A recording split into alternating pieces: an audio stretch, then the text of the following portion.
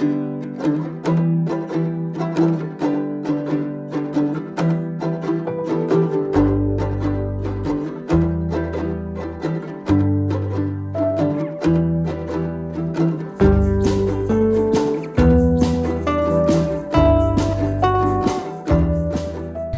everyone. We are at the Bourbon Furnace down by Slate Creek. So we are going to point out a little bit here. We can't point out a whole lot. And we hope that you ignore the traffic. I think you'll be okay, but yeah. Right. We're right next to the Kentucky 36, which is a pretty busy thoroughfare. It is, yeah. And it's a nice day. Everybody's going out. It is a beautiful day out here. So, what you see behind us is the Bourbon Iron Furnace. This is the backside of it. Next to us here is the historical marker. It says that this was a major producer of iron since 1791, like we talked about in the podcast. And it made utensils, pig iron, munitions, all sorts of different things here. So, as you can see, we've got some steps here and some railing. So, Rob, do you know when they turned this into kind of the... Well, the Owensville JCs around 1970 dedicated this park. There's a plaque up on the furnace here. July of 1970 is when they dedicated the park down here. Yeah. Because there for years, this went just basically in ruin. Yeah, and there's a really good picture we mentioned in the podcast of it just being overgrown. Right. And then we had, when I was a kid and everything, just until recent times, there was a park down here, like a swing set and slide. There's still some picnic tables here, so people can still come down here. And another thing, you can, if you kayak down Slate Creek, there's a takeout spot down here just below the furnace. Okay.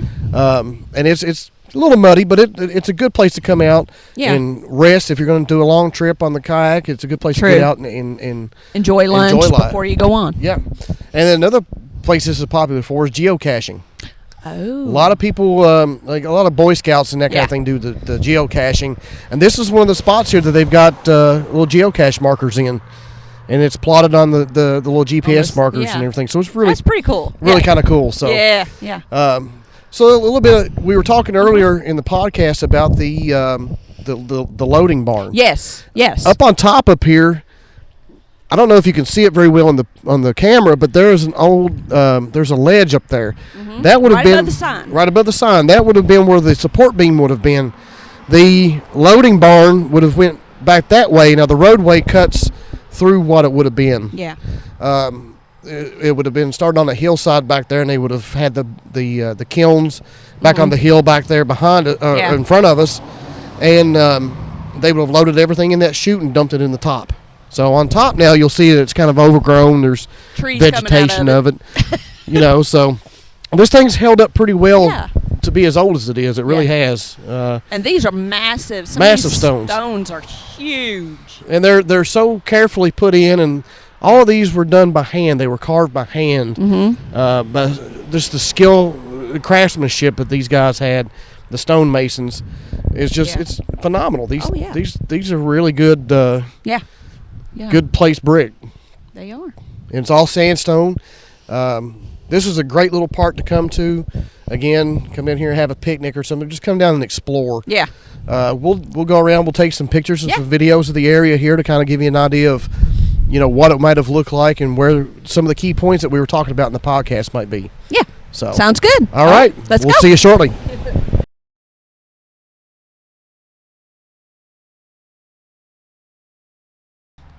The front of this would have been the casting chute. It was a shed that came out the front here, and they had the molds dug into the ground. That's where they cast the iron and everything. They had people who would come down here and make sure the molds were properly cast and everything. And this was the one of the busiest parts of the furnace. They had the fire burning inside of it, and then everything outside here, and the bellows on the side. And then they would cast everything here, send it on down to the forges or raw material over to like Frankfort, Lexington, or Louisville. What we're looking at here, guys, are the handprints that we talked about that were the maker's mark and the subject of some controversial how they got here.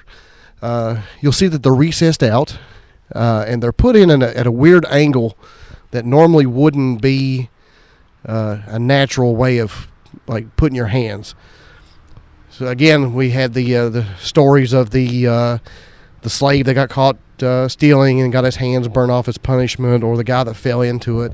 But in reality, guys, these handprints are a craftsman's mark by the person who cast this big piece of iron.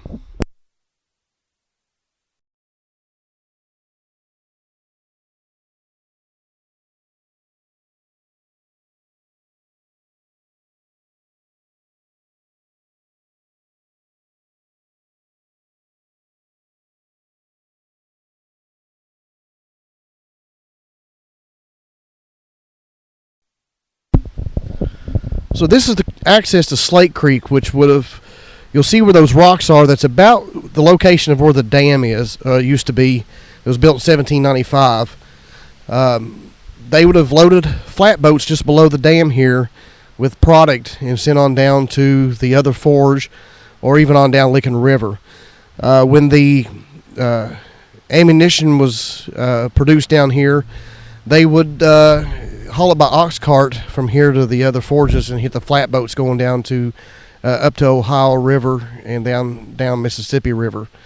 But the rocks that you see in the creek out there are the remains of the old dam that used to be here.